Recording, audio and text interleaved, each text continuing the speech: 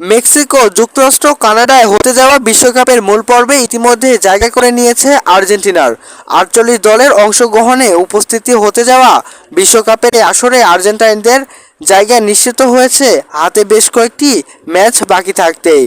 জুনে ফিফার উইন্ডোতে বিশ্বকাপ বাছাই পর্বের ম্যাচ খেলবে আর্জেন্টিনার। সেই ম্যাচগুলোতে অবশ্যই নিয়ম রক্ষার ম্যাচ হয়ে পরিণত হয়েছে।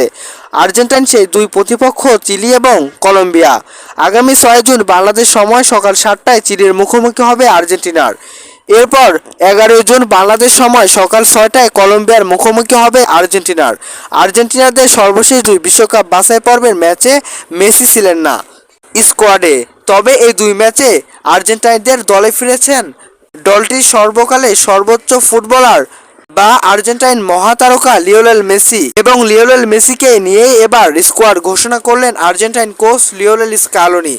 আর্জেন্টাইন কোচ লিওনেল স্কালোনির ঘোষিত স্কোয়াডে গোলরক্ষকরা হলেন এমিলিও মার্টিনেজ, গ্যারো মিডলি, ইন্টার বেনিজেস। ডিফেন্ডাররা হলেন নাউরেল মোনিয়া, গান্টি আর্নাচো, রোমেরো, নিউলো বিনার্ডি, নিউক্লাস পোতামেন্ডি, প্রোকো ডেভিন্দ্রা, নিউক্লাস তাগিয়া, ভিলেটন বাকো।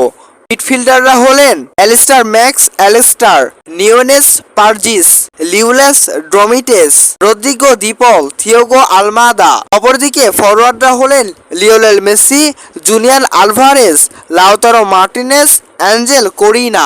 ইতিমধ্যেই জায়গা নিশ্চিত করে ফেলেছে বিশ্বকাপের জন্য আর্জেন্টিনার। তবে তাদের হাতে বাকি যে দুটি ম্যাচ রয়েছে সেটি নিয়ম রক্ষার অনেক গুরুত্ব রয়েছে ম্যাচটিতে, যেখানে দুই ম্যাচ পর আর্জেন্টাইনদের দলে ফিরেছেন আর্জেন্টাইন সুপারস্টার লিওনেল মেসি। দর্শক, বিশ্বকাপের বাকি দুই ম্যাচ আর্জেন্টিনা জিততে পারবে কিনা অবশ্যই আপনার মূল্যবান মতামত কমেন্টস করে জানিয়ে দিন, এবং কেমন হয়েছে আর্জেন্টাইন স্কোয়াড অবশ্যই জানিয়ে দিন কমেন্টস করে। ধন্যবাদ, দেখা হচ্ছে নতুন কোনো ভিডিওতে।